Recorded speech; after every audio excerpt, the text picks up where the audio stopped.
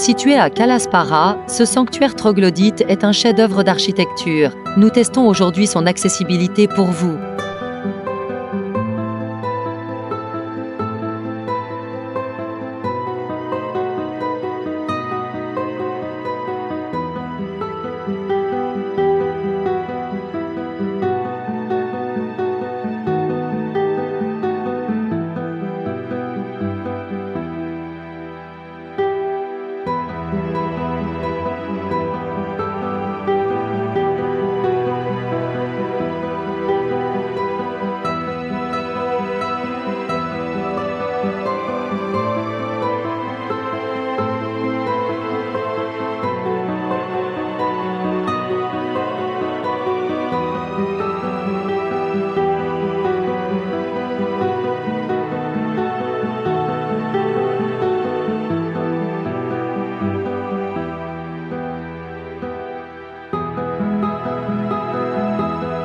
On y est. Derrière cette porte se cache l'un des lieux les plus insolites d'Espagne. Préparez-vous car ce qu'on va découvrir à l'intérieur ne ressemble à rien de ce qu'on a vu jusqu'à présent.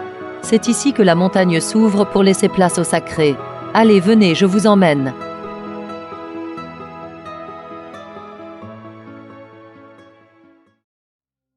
Imaginez un lieu où la nature et la foi ne font qu'un. Bienvenue au sanctuaire de la Virgen de la Esperanza. Ce qui frappe dès l'arrivée, c'est cette église incroyable, littéralement sculptée dans la paroi rocheuse. On est à Calasparra et ce site troglodyte est unique en son genre. Le bruit de la rivière Segura juste en bas ajoute une sérénité qu'on ne trouve nulle part ailleurs. On se sent tout petit face à cette falaise qui semble protéger la Vierge depuis des siècles. Dès qu'on franchit la porte, le changement est immédiat. On quitte la chaleur de Murcie pour une fraîcheur naturelle saisissante. Regardez ces murs et ce plafond. On voit encore les traces du travail de l'homme dans la roche. C'est brut, c'est puissant, et ça donne une acoustique au silence qui est presque palpable. On a l'impression d'être protégé par la montagne elle-même. On raconte qu'un berger a découvert la petite statue de la Vierge, connue sous le nom de la Pequeñica, dans l'une des grottes naturelles creusées par la rivière Segura. Les habitants ont d'abord utilisé la grotte naturelle comme ermitage. Ce n'est qu'en 1617 que les premières mentions officielles du sanctuaire apparaissent, marquant le début de son aménagement en tant que lieu de culte structuré. Le sanctuaire n'est pas l'œuvre d'un seul architecte célèbre, mais plutôt le résultat d'un effort collectif et de siècles d'agrandissement. L'architecte principal est en quelque sorte la nature elle-même, la rivière Segura ayant érodé la roche calcaire pour créer ses cavités. Au fil du temps, pour accueillir de plus en plus de pèlerins, la grotte a été élargie par les ouvriers locaux. L'aspect actuel, avec ses murs en pierre qui s'intègrent parfaitement à la falaise, a été particulièrement soigné lors de rénovations majeures au XIXe siècle, puis au milieu du XXe siècle.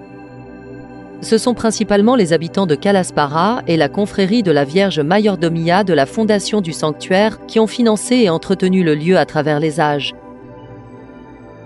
Ce sanctuaire est le fruit d'une rencontre incroyable entre la nature et l'homme. Si les premières prières y ont été prononcées dès 1617, le site n'a cessé de s'agrandir au fil des siècles, sculpté directement dans la roche de Calasparra pour protéger sa précieuse Vierge de l'Espérance.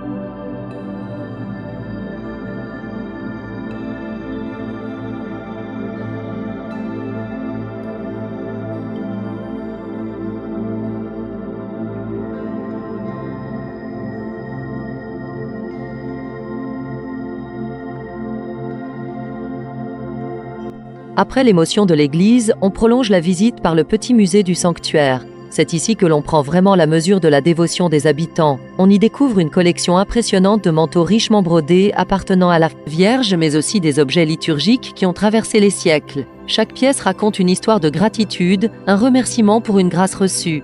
C'est un complément indispensable pour comprendre l'âme de ce lieu.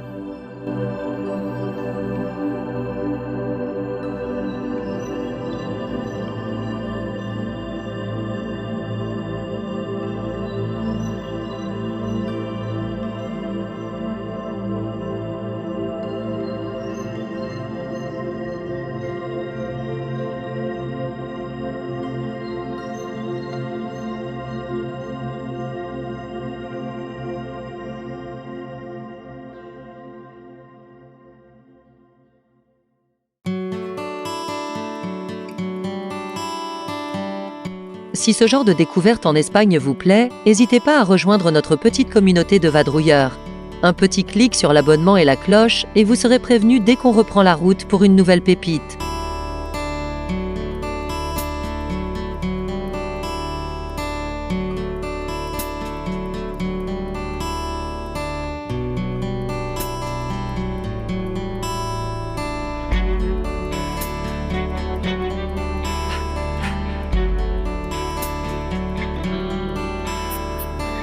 On ressort de cette immersion troglodyte avec des étoiles plein les yeux, mais le spectacle continue à l'extérieur.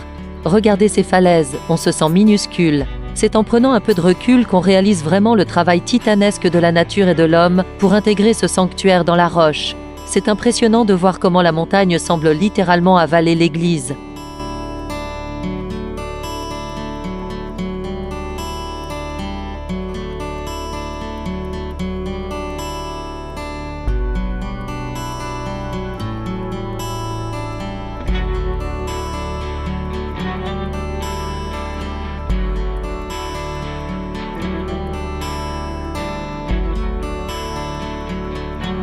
C'est ici que le site prend vie, entre les pèlerins et les visiteurs qui se retrouvent autour du restaurant. L'ambiance est chaleureuse, typiquement espagnole. On en profite pour s'imprégner une dernière fois de l'énergie du lieu de la Virgen de la Esperanza.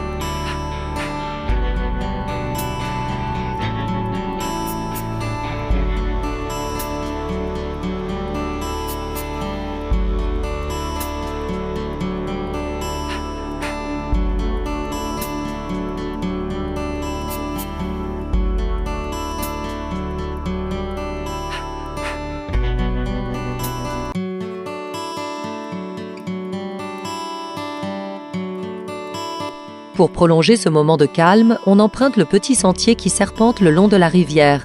Le murmure de l'eau, la fraîcheur des arbres, c'est le complément parfait à la visite.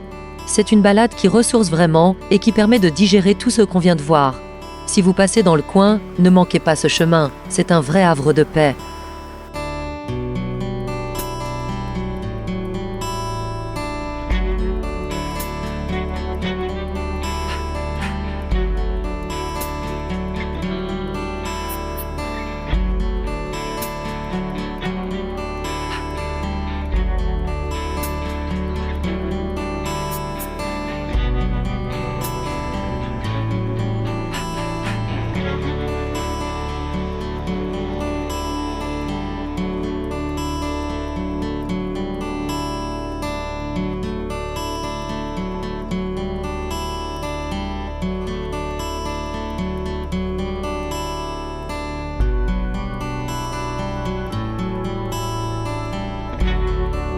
Allez, il est temps pour nous de quitter ce lieu magique. Mais ne partez pas tout de suite. Notre étape à Calasparra est loin d'être terminée. J'ai encore une surprise pour vous pour la suite de cette vidéo, et je peux vous dire que le décor va radicalement changer. On reprend la route et je vous emmène découvrir un autre trésor de la région. Vous me suivez ? Si ce genre de découverte en Espagne vous plaît, n'hésitez pas à rejoindre notre petite communauté de vadrouilleurs. Un petit clic sur l'abonnement et la cloche et vous serez prévenu dès qu'on reprend la route pour une nouvelle pépite.